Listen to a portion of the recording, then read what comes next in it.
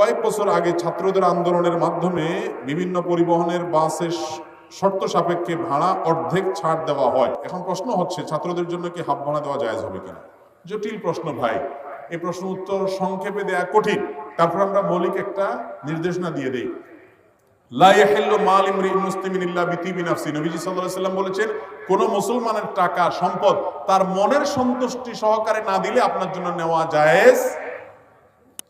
এখন আমার একটা জিনিস, এটার দাম 10 টাকা, আমি যদি অন্যায়ভাবে 12 টাকা নেই, অবশ্যই সরকার এবং প্রশাসনের অধিকার আছে আমাকে বাধ্য করা যে মানুষকে ক্ষতিগ্রস্ত করছি এবং অধিক মুনাফা করে আমি জুলুম করছি, আমাকে ন্যায্য মূল্য নিতে বাধ্য করতে পারে, ঠিক করে দিতে পারে, রাইট আছে। কিন্তু এই রাইট আপনার নাই যে আপনি আইসা বলবেন যে আপনার এই 10 টাকার জিনিসটা, উনি মুরব্বী মানুষ তো ওনাকে অর্ধেকে দিতে হবে। এটা আপনি বলতে পারেন না। আমার জিনিস আপনি আমাকে অর্ধেকে দিতে বাধ্য করতে পারেন না। তবে